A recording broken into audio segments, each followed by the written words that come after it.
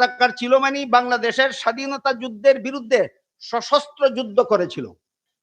তাইলে এই ধর্মীয় ব্যাপারে কথা বলার আগে বলতে চাই, এই রাজাকারের দল যারা বাংলাদেশের স্বাধীনতার বিরুদ্ধে লড়াই করেছিল, এদের স্বাধীন বাংলার জমিনে বসবাস করার অধিকার নয়।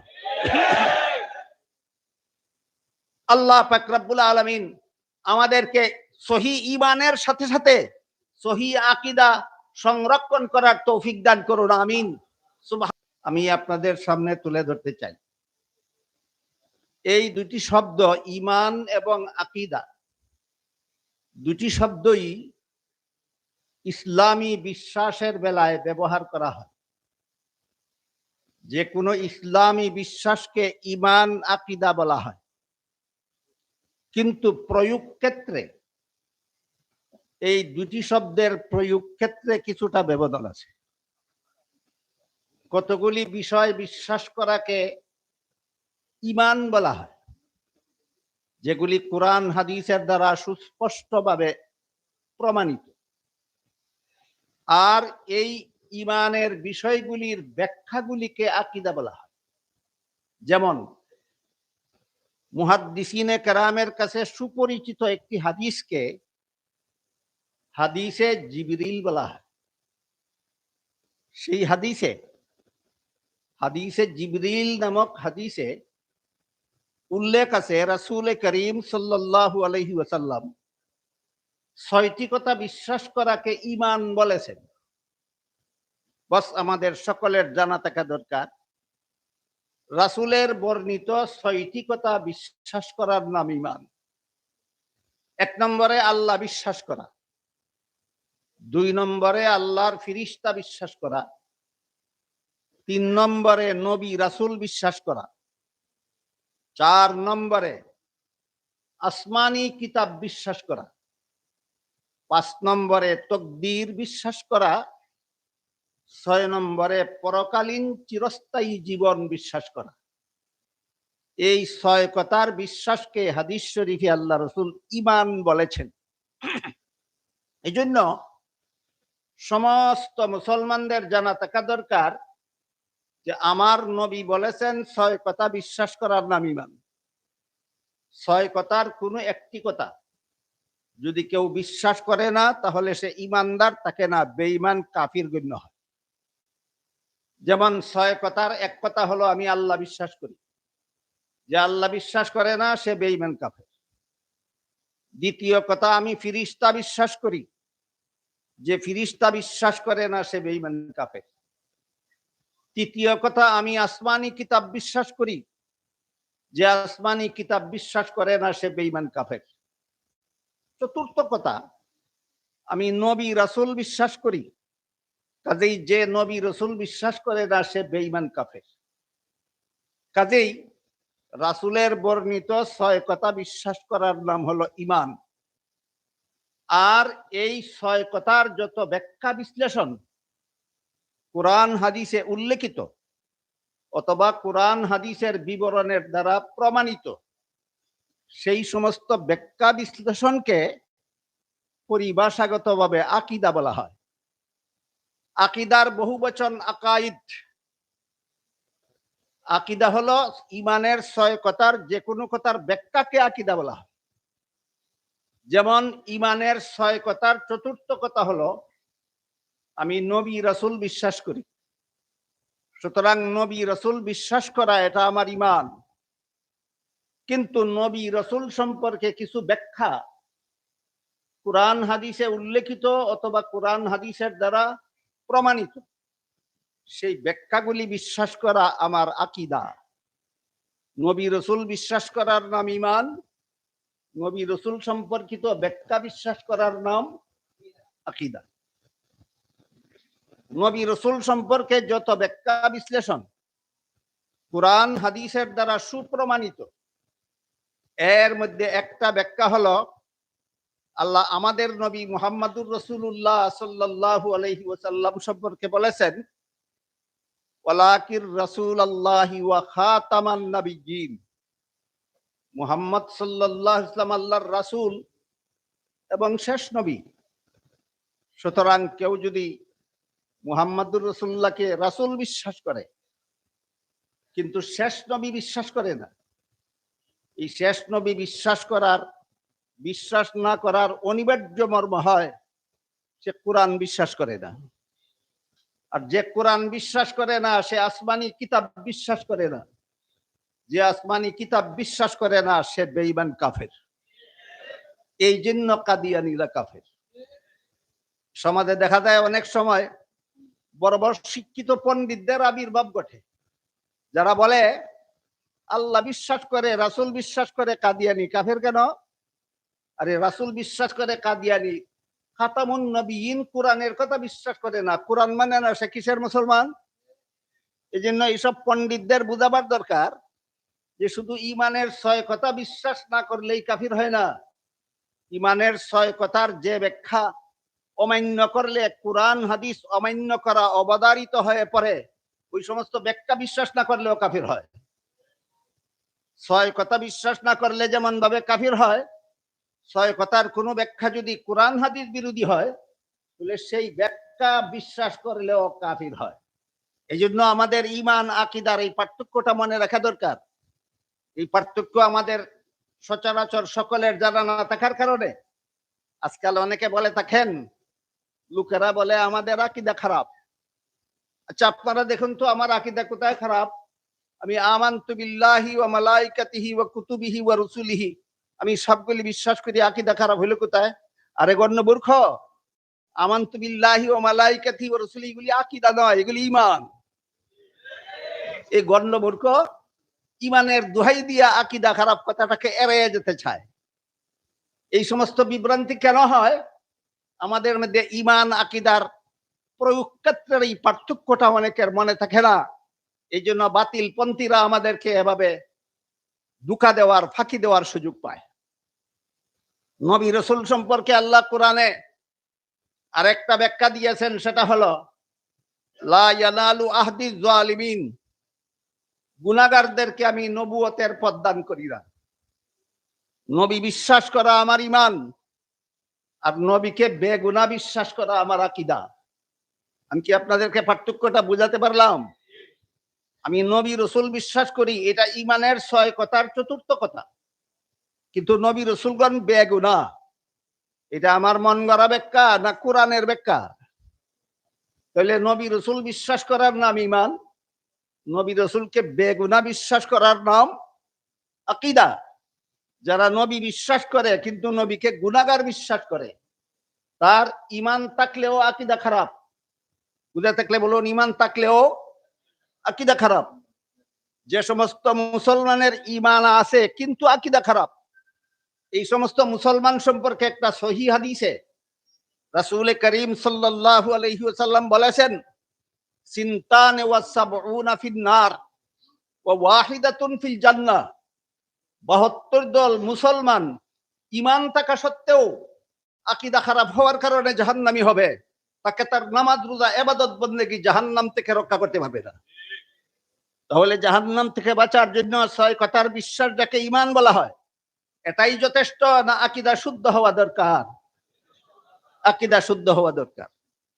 কাজেই ঈমানের চতুর্থ কথা হলো আমি নবী রাসূল বিশ্বাস করি, সেটা আমার ঈমান।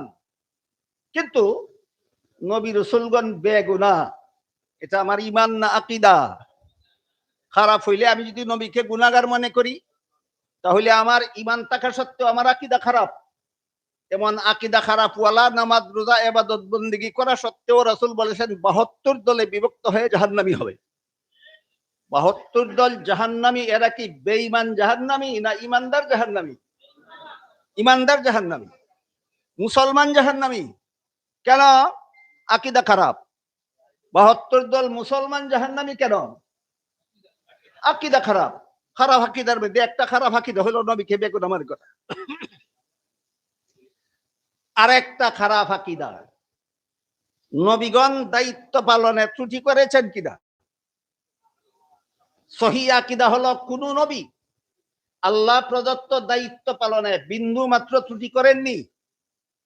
কিন্তু বর্তমান উপমহাদেশের বিভিন্ন দেশের একটা দল যা ফত্তানে আজম মওদুদির গঠিত দল, সেই মওদুদির গঠিত দল মওদুদিবাদীরা বিশ্বাস করে স্বয়ং মুহাম্মদুর রাসূলুল্লাহ সাল্লাল্লাহু আলাইহি ওয়াসাল্লাম তার দায়িত্ব পালনে ত্রুটি করেছিলেন। ইসলামের সহি আকীদা হলো নবীগণ দায়িত্ব পালনে ত্রুটি করেন না। মওদুদিবাদীদের আকীদা হলো দায়িত্ব পালনে স্বয়ং মুহাম্মদুর রাসূলুল্লাহ ত্রুটি করেছেন। কোনটা সহি আকীদা, কোনটা খারাপ আকীদা? দায়িত্ব পালনে ত্রুটি করেন না সেটা সহি আকীদা, নবী দায়িত্ব পালনে ত্রুটি করেছেন সেটা ভুল আকীদা। ভুল আকীদা পোষণকারী সারা দুনিয়াতে ইসলামী রাষ্ট্র প্রতিষ্ঠা করার মতো আমল করলেও জাহান্নাম থেকে রক্ষা পাবে না। এই প্রসঙ্গে আমাদের জানা দরকার নবীর দায়িত্ব কি এবং মুহাম্মদুর রাসূলুল্লাহ কোথায় ত্রুটি করেছেন, আর ত্রুটি করেছেন বলে মওদুদিবাদীরা কোথায় উল্লেখ করেছে, এই বিষয়গুলি আমাদের জানা দরকার। প্রথমে আমরা বুঝে নেওয়ার চেষ্টা করি নবীর দায়িত্ব কি। এ মর্মে আল্লাহ কোরআনের এক আয়াতে আমাদের নবীকে সম্বোধন করে বলেন, ইয়া আইয়ুহার রাসূল বাল্লিগ মা উনজিলা ইলাইকা মির রাব্বিক ওয়া ইল্লাম তাফআল ফামা বাল্লাগতা রিসালাতাহ। অর্থ হলো, হে রাসূল করিম সাল্লাল্লাহু আলাইহি ওয়াসাল্লাম, আল্লাহর পক্ষ থেকে আপনার কাছে যা কিছু নাজিল হয় কথার সহজ সরল বাংলা হলো যত বার্তা পাঠানো হয়।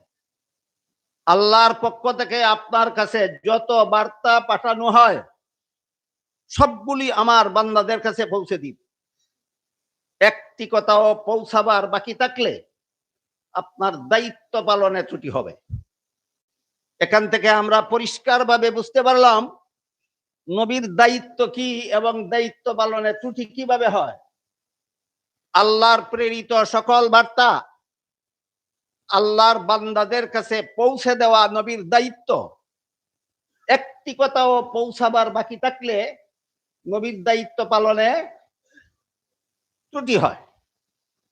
এই জন্য রাসূল করিম সাল্লাল্লাহু আলাইহি ওয়াসাল্লাম তার ঐতিহাসিক বিদায় হজের ভাষণের শেষের দিকে প্রথমে নিজে দাবি করলেন যে আমি আল্লাহর সব কথা তোমাদের কাছে পৌঁছে দিয়েছি। তারপরে হজে অংশগ্রহণকারী লক্ষাধিক সাহাবায়ে কেরামকে সাক্ষী রাখলেন, তোমরা কি বলো, আমি আল্লাহর সব কথা তোমাদের কাছে পৌঁছে দিয়েছি কিনা? সাহাবায়ে কেরাম সাক্ষী দিলেন, হ্যাঁ, আপনার কাছে আল্লাহ যা কিছু পাঠিয়েছেন সবগুলি আমাদের কাছে পৌঁছে দিয়েছেন। তখন রাসূল আল্লাহকে সাক্ষী করে বললেন, আল্লাহ তুমি সাক্ষী দেখো, আমি তোমার দায়িত্ব পালনে বিন্দু মাত্র ত্রুটি করিনি। তখন আল্লাহ আয়াত নাজিল করে বলেন, আল ইয়াউমা আকমালতু লাকুম দীনাকুম, যেহেতু আমার সকল বার্তা আমার নবী তোমাদের কাছে পৌঁছে দিয়েছেন, এর মাধ্যমে আমি আল্লাহ তোমাদের জন্য ইসলামের যাবতীয় বিধিবিধান পরিপূর্ণ করে দিয়েছি। এখানে প্রথম কথা হলো নবীর দায়িত্ব আল্লাহর সব কথা বান্দাদের কাছে পৌঁছে দেওয়া। বিদায় হজের ভাষণে নবী তা দাবি করেছেন, আমি পৌঁছে দিয়েছি। সাহাবায়ে কেরাম সাক্ষী দিয়েছেন, স্বয়ং আল্লাহ সাক্ষী দিয়ে বলেন, এ কারণেই ইসলামের বিধিবিধান পরিপূর্ণ। বুঝা থাকলে বলুন, নবীর দায়িত্ব পালনে ত্রুটি করার কারণে ইসলামের বিধিবিধান পরিপূর্ণ হলো না ত্রুটি মুক্ত হওয়ার কারণে? এই কথাটা বোঝার পরে এবার আমরা বোঝার চেষ্টা করি এই মওদুদিবাদী দলের প্রতিষ্ঠাতা নেতার নাম সৈয়দ আবুল আলা মওদুদি। সৈয়দ আবুল আলা মওদুদির লিখিত কোরআনের মন গড়া ব্যাখ্যা গ্রন্থের নাম তফহিমুল কোরআন। আবুল আলা মওদুদির লিখিত এই ব্যাখ্যা গ্রন্থ তফসিরুল কোরআন নয়, মন গড়া ব্যাখ্যার নাম তফহিমুল কোরআন। তিনি তার এই ব্যাখ্যা মন গড়া ব্যাখ্যা গ্রন্থের ভূমিকায় লিখেছেন, আমি পূর্ববর্তী এই ব্যাখ্যা গ্রন্থ লিখতে গিয়ে পূর্ববর্তী কোনো মুফাসসিরেরও অনুসরণ করিনি, পরবর্তী কোনো মুফাসসিরের অনুসরণ করিনি। আমি নিজে নিজে কোরআন পড়ে মনে মনে যা বুঝেছি তফিমুল কোরআনে হুবহু তাই লিখে দিয়েছি। পূর্ববর্তী মুফাসসিরের অনুসরণ না করে, পরবর্তী মুফাসসিরের অনুসরণ না করে কোরআন নিজে নিজে পড়া আর মনে মনে বুঝা, এটা কোরআনের জঘন্যতম মন গড়া ব্যাখ্যা। কোরআনের জঘন্যতম মন গড়া ব্যাখ্যা। এই জন্য কোরআন ব্যাখ্যার মূলনীতি প্রসঙ্গে আমি সামান্য একটু আলোকপাত করতে চাই আপনাদের। কোরআনের সহি ব্যাখ্যা পাওয়ার সর্বমোট 6টি ঠিকানা আছে। কোরআনের সহি ব্যাখ্যা পাওয়ার সর্বমোট ঠিকানা 6টা। প্রথম ঠিকানা, কোরআনের এক আয়াতের ব্যাখ্যা যদি অন্য আয়াতেই পাওয়া যায় তখন কোরআনের ব্যাখ্যা স্বয়ং কোরআনই হয়। দ্বিতীয় ব্যাখ্যা, কোরআনের সহি ব্যাখ্যা নবীর হাদিসে পাওয়া যায়, তখন নবীর হাদিস কোরআনের ব্যাখ্যা হয়। তৃতীয় পর্যায়ে কোরআনের কোনো ব্যাখ্যা যদি সাহাবায়ে কেরামের বিবরণে পাওয়া যায় তখন সাহাবায়ে কেরামের বিবরণ কোরআনের ব্যাখ্যা হয়। চতুর্থ পর্যায়ে কোরআনের কোনো ব্যাখ্যা যদি তাবেঈনের বিশ্লেষণে পাওয়া যায় তাহলে তাবেঈনের বিশ্লেষণ কোরআনের ব্যাখ্যা হয়। পঞ্চম পর্যায়ে কোরআনের কোনো ব্যাখ্যা যদি মযহাবের ইমামগণের মাধ্যমে পাওয়া যায়, ইমামগণের সেই বিবরণটাই কোরআনের ব্যাখ্যা হয়। ষষ্ঠ পর্যায়ে কোরআনের কোনো ব্যাখ্যা যদি আরবি গ্রামার এবং আরবি ডিকশনারির অনুকূলে হয় সেটাকেও ষষ্ঠ পর্যায়ে কোরআনের ব্যাখ্যা বলে গণ্য হয়। পক্ষান্তরে কোরআনের যে ব্যাখ্যা কোরআনের কোনো আয়াতে পাওয়া যায় না, কোরআনের যে ব্যাখ্যা রাসূলের কোনো হাদিসে পাওয়া যায় না, কোরআনের যে ব্যাখ্যা সাহাবায়ে কেরামের বিবরণে পাওয়া যায় না, কোরআনের যে ব্যাখ্যা তাবেঈনের বিশ্লেষণে পাওয়া যায় না, কোরআনের যে ব্যাখ্যা মুস্তাহিদ ইমামগণের মযহাবের ইমামগণের বিবরণে পাওয়া যায় না, কোরআনের যে ব্যাখ্যা আরবি গ্রামার এবং আরবি অভিধানের অনুকূলে নয়, সেই ব্যাখ্যা মন গড়া ব্যাখ্যা। কোরআন ব্যাখ্যার এই মূলনীতির আলোচনাটা বোঝার পরে আপনারা বলুন, সাহাবা, তাবেঈন, তাবেঈন, আইম্মায়ে মুস্তাহিদিন এদের ব্যাখ্যার অনুসরণ না করে যে কোরআন নিজে নিজে পড়ে আর মনে মনে বুঝে, তার ব্যাখ্যা সহি ব্যাখ্যা না মন গড়া ব্যাখ্যা? সুতরাং মওদুদী সাহেব তার এই অপব্যাখ্যামূলক তফসিরের নামে মন গড়া ব্যাখ্যা তফিমুল কোরআনের ভূমিকায় নিজেই স্বীকার করেছেন এটা কোরআনের কোনো সহি ব্যাখ্যা নয়, তফিমুল কোরআন মওদুদীর মন গড়া ব্যাখ্যা। তফিমুল কোরআন মওদুদীর কেমন ব্যাখ্যা গ্রন্থ? কোরআনের একটা মন গড়া ব্যাখ্যা গ্রন্থ। এই তফিমুল কোরআনের সূরায়ে নাসর, ইযা জাআ নাসরুল্লাহি ওয়াল ফাতহু ওয়া রাআইতান নাসা ইয়াদখুলুনা ফি দীনিল্লাহি আফওয়াজা ফাসাব্বিহ বিহামদি রাব্বিকা ওয়াস্তাগফিরহু। এই যে ওয়াস্তাগফিরহু শব্দটা এবং আপনি ক্ষমা প্রার্থনা করুন, এই শব্দের অপব্যাখ্যায় তফিমুল কোরআনে এই ফাত্তানে আজিম উপমহাদেশের সবচেয়ে বড় ফিতনাবাজ আবুল আলা মওদুদী লেখে, মুহাম্মদুর রাসূলুল্লাহ আপনি নবুয়তের দায়িত্ব পালনে যে সব ত্রুটি বিচ্যুতি করেছেন এর জন্য আল্লাহর কাছে ক্ষমা প্রার্থনা করুন। তাহলে আমরা এতক্ষণ কোরআন হাদিসের আলোকে কি বুঝে আসলাম? কোন কোন নবী নবুয়তের দায়িত্ব পালনে ত্রুটি করেছিলেন? একজনও না।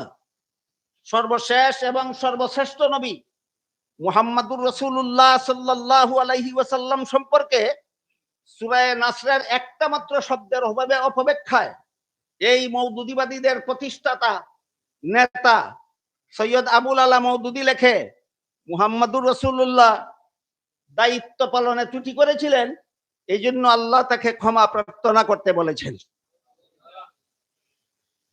তাহলে আমি জিজ্ঞাসা করতে চাই, আপনারা হয়তো অনেকেই জেনে থাকবেন, আপনারা যখন ওয়াশরুমে যান, টয়লেটিং করতে যান, সেখান থেকে ওয়াশরুম থেকে বের হয়ে মুহাম্মদুর রাসূলুল্লাহর সুন্নাত তরিকা মতো পড়ার মতো কোনো দোয়া আছে কিনা? দুয়ার প্রথম শব্দটা কি? গুফরানাকা। দুয়ার প্রথম শব্দটা কি? গুফরানাকা। অর্থ কি? আল্লাহ মাফ চাই তোমার কাছে। দুয়ার প্রথম শব্দটার অর্থ হলো আল্লাহ তোমার কাছে মাফ চাই। আপনি পেশাব করে কতটুকু গুনাহ করলেন মাপ চান? এই প্রশ্নের যেই জবাব, নবী কোন গুনাহ করেছিলেন, কোন ত্রুটি করেছিলেন আল্লাহ মাপ চাইতে বলেছেন, সেই প্রশ্নের সেই জবাব। আপনি পায়খানা করে কতটুকু গুনাহ করেছেন, বের হয়ে আল্লাহর কাছে মাপ চান কেন? এই প্রশ্নের যেই জবাব, আল্লাহ মুহাম্মদুর রাসূলকে মাপ চাইতে বললেন কেন, ওই প্রশ্নের সেই জবাব। হাদিস শরীফে রাসূল করিম সাল্লাল্লাহু আলাইহি ওয়াসাল্লাম বলেন, আমি দৈনিক 70 বার আল্লাহর কাছে ইস্তেগফার করি, মাপ চাই। রাসূল বলেন, প্রতিদিন আল্লাহর কাছে কতবার মাপ চান? 70 বার। তাহলে যারা তোমরা মাপ চাওয়াকে গুনার উপর প্রয়োগ করো, তোমরা বলো তোমাদের নবী কি দৈনিক 70 বার গুনাহ করতেন? তাহলে দৈনিক 70 বার গুনাহ না করা সত্ত্বেও 70 বার আল্লাহর কাছে মাপ চান কেন? এই প্রশ্নের যেই জবাব, আল্লাহ সূরা নাসরে মুহাম্মদুর রাসূলকে মাপ চাইতে বললেন কেন, ওই প্রশ্নের সেই জবাব। আমি এর বেশি আলোচনাটা এখানে লম্বা করতে যাচ্ছি না। আমি শুধু আপনাদের বুঝাতে চাচ্ছি যে মুহাম্মদুর রাসূলুল্লাহকে মুহাম্মদুর রাসূলুল্লাহ বিশ্বাস করা, এটা আমার ঈমান। দায়িত্ব পালনে ত্রুটি করেছেন কিনা সেটা আমার আকীদা। যারা বিশ্বাস করে নবী দায়িত্ব পালনে ত্রুটি করেননি, তাদের ঈমানও শুদ্ধ, আকীদাও শুদ্ধ। যারা মুহাম্মদুর রাসূলুল্লাহকে মুহাম্মদুর রাসূলুল্লাহ বিশ্বাস করে কিন্তু দায়িত্ব পালনে ত্রুটি করেছেন বলে জঘন্যতম অপবাদ দেয়, এদের আকীদা খারাপ। এরা হইল মওদুদিবাদী। কি বাদী? মওদুদিবাদী। এরা নাকি দেখে না এদের আকীদা খারাপ কোথায়। আমি আপনাদের জিজ্ঞাসা করি, চামচিকা কি দেখে আকাশে সূর্য কোথায়? কেন, সূর্যের দোষে না চোখের দোষে? চামচিকা যেভাবে নিজের চোখের দোষে দেখে না আকাশে সূর্যটা কোথায়, ঠিক তেমনি ভাবে মওদুদিবাদীদের আকীদার দোষে দেখে না এদের আকীদা খারাপ কোথায়। এই ভ্রান্ত আকীদা আহলে সুন্নাত ওয়াল জামাত পরিপন্থী। একমাত্র আহলে সুন্নাত ওয়াল জামাতের আকীদাই হলো বিশুদ্ধ আকীদা। এ মর্মে হাদিস শরীফে রাসূল করিম সাল্লাল্লাহু আলাইহি ওয়াসাল্লাম বলেছেন, বনি ইসরাইল ইহুদি খ্রিস্টানেরা ধর্ম নিয়ে দলাদলি করে 72 দলে বিভক্ত হয়েছিল, আর আমার উম্মত মুসলমানেরা 73 দলে বিভক্ত হবে। তো মধ্যে রাসূল বলেন 72 দল মুসলমান হবে জাহান্নামী। 72 দল মুসলমান কারা? যারা ঈমানের 6 কথা বিশ্বাস করে তারা। 72 দল মুসলমান কারা? যারা ঈমানের 6 কথা বিশ্বাস করে না তারা, না যারা বিশ্বাস করে তারা? তারা 72 তারা হবে জাহান্নামী কেন? কারণ তাদের ঈমান আছে, আকীদা খারাপ। এই হাদিসটা যাদের বুঝা নসিব হয়নি, যাদের দলের প্রধান নেতা ইসলামের জ্ঞান সম্পর্কে গণ্যমূর্খ, যাদের দলের প্রধান নেতা ইসলামের জ্ঞান সম্পর্কে গণ্যমূর্খ, এরা কিভাবে জানবে যে 72 দল মুসলমান জাহান্নামী হবে 6 কথা বিশ্বাস না করার কারণে, না আকীদা খারাপ হওয়ার কারণে? তোমাদের আকীদা খারাপ তোমরা বুঝবা কিভাবে? তোমাদের আমিরই তো গণ্যমূর্খ। এবং তোমাদের প্রতি দলের প্রতিষ্ঠাতা নেতা যেটা, এটা আরো জঘন্যতম গণ্যমূর্খ ছিল। সে নিজের বিভিন্ন লেখায় স্বীকার করেছে, আমি জাগতিক বিদ্যার দিক দিয়েও পর্যাপ্ত পরিমাণে বিদ্যা অর্জন করার সুযোগ লাভ করতে পারিনি, আমি ইসলামী শিক্ষার ব্যাপারেও পর্যাপ্ত পরিমাণে ইসলামী শিক্ষা অর্জন করার সুযোগ লাভ করতে পারিনি। তাহলে সে একজন জাগতিক শিক্ষায় শিক্ষিত ছিল না ইসলামী শিক্ষায় শিক্ষিত ছিল? উভয় শিক্ষায় গণ্যমূর্খ ছিল। গণ্যমূর্খ ছিল। এই গণ্যমূর্খের প্রতিষ্ঠিত দল, এই গণ্যমূর্খের লিখিত মন গড়া তফসির, কোরআনের অপব্যাখ্যা তফহিমুল কোরআন, এই তফহিমুল কোরআনের শুরু থেকে শেষ পর্যন্ত আগাগোড়া সবটুকু মন গড়া, আগাগোড়া সবটুকু মন গড়া। এই মন গড়া তফসির তফহিমুল কোরআনের সূরা নাসরের ওয়াস্তাগফিরহু শব্দের অপব্যাখ্যায় সেই গণ্যমূর্খ আবুল আলা মওদুদী গণ্যমূর্খ পরিষ্কার ভাষায় লিখেছে, মুহাম্মদুর রাসূলুল্লাহ দায়িত্ব পালনে ত্রুটি করেছিলেন, এই জন্য আল্লাহ তাকে ক্ষমা প্রার্থনা করার নির্দেশ দান করেছেন। এখানে আল্লাহ রাসূল করিম সাল্লাল্লাহু আলাইহি ওয়াসাল্লামকে কোন কারণে ক্ষমা প্রার্থনা করার নির্দেশ দিয়েছেন, এই প্রশ্নের বিস্তারিত জবাব আল্লামা ইমাম ফখরুদ্দিন রাজি রহমতুল্লাহি আলাইহির লিখিত বিশ্ববিখ্যাত তাফসীর গ্রন্থ তফসিরে কবিরে উল্লেখ আছে। উলামায়ে কেরামকে অনুরোধ করে বলবো, আপনারা সেই ওয়াস্তাগফিরহু শব্দের তফসিরটা সেই সেই সেই তফসিলের কিতাবে দেখে নিন, তখনই আপনাদের পরিষ্কার হয়ে যাবে আল্লাহ কোন অর্থে বললেন নবীকে মাপ চাইতে, আর মওদুদি এবং মওদুদিবাদীরা নবীকে কোন অর্থে মাপ চাওয়ার, গুনার অর্থে মাপ চাওয়ার ব্যাপারটা ব্যবহার করে। এই জঘন্যতম মন গড়া তফসির, এই তফসির সম্পর্কে এই হাদিস শরীফে রাসূল করিম সাল্লাল্লাহু আলাইহি ওয়াসাল্লাম বলেছেন, যেই ব্যক্তি কোরআনের মন গড়া তফসির করবে সে জাহান্নামী হওয়ার জন্য আর কোনো পাপ লাগবে না, কোরআনের মন গড়া তফসির করাটাই সে জাহান্নামী হওয়ার জন্য যথেষ্ট হবে। সেই তফসিরে কবিরে ইমাম রাজি রহমতুল্লাহি আলাইহি যত কারণে নবীকে মাপ চাওয়ার নির্দেশ দিয়েছেন, এর মধ্যে একটা কারণ তিনি উল্লেখ করেছেন। এখানে মাপ চাওয়ার কথা উল্লেখ করেছেন নবী নিজের জন্য নয়, নিজের উম্মতের জন্য। নবীকে মাপ চাওয়ার নির্দেশ দিয়েছেন আল্লাহ নিজের জন্য না, উম্মতের জন্য। কোন কোন উম্মতের জন্য তার বিস্তারিত বিবরণ সেখানে উল্লেখ আছে, উলামায়ে কেরাম দেখে নেবেন। এই মাপ চাওয়ার আর একটা ব্যাখ্যা হলো, আল্লাহ আমাদের নবীকে সদা সর্বদা ক্রমবর্ধমান মর্যাদা দান করে চলেছেন। ক্রমবর্ধমান মর্যাদা মানে গতকাল যে মর্যাদা ছিল আজকে আমাদের নবীকে তার চেয়ে বড়টা দান করছেন, আগামীকাল তার চেয়ে বড়টা দান করবেন, তারপরের দিন তার চেয়ে বড়টা দান করবেন। এইভাবে প্রতিদিন আল্লাহ আমাদের নবীকে ক্রমবর্ধমান মর্যাদা দান করে চলেছেন।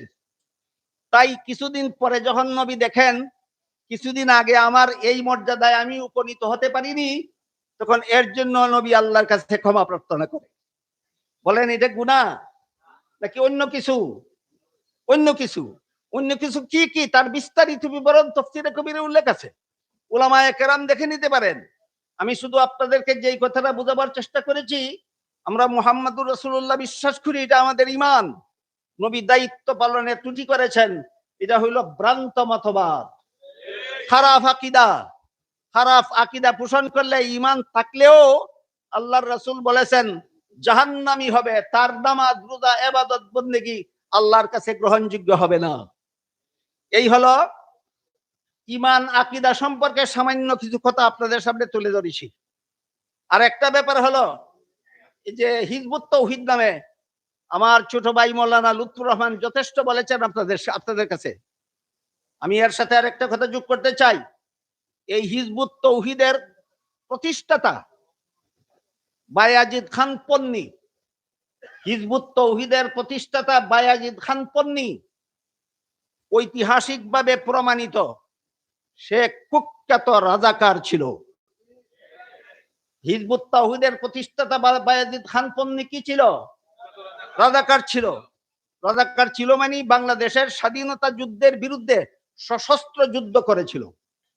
তাইলে এই পন্নীর দল বাংলাদেশের স্বাধীনতার পক্ষে না বিরুদ্ধে? ধর্মীয় ব্যাপারে কথা বলার আগে বলতে চাই, এই রাজাকারের দল যারা বাংলাদেশের স্বাধীনতার বিরুদ্ধে লড়াই করেছিল, এদের স্বাধীন বাংলার জমিনে বসবাস করার অধিকার নয়।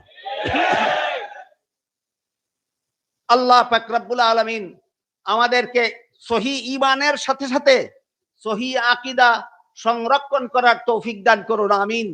সুবহানা রাব্বিকা রাব্বিল ইজ্জাতি আম্মা ইয়াসিফুনা ওয়া সালামুন আলাল মুরসালিন ওয়ালহামদুলিল্লাহি রাব্বিল আলামিন।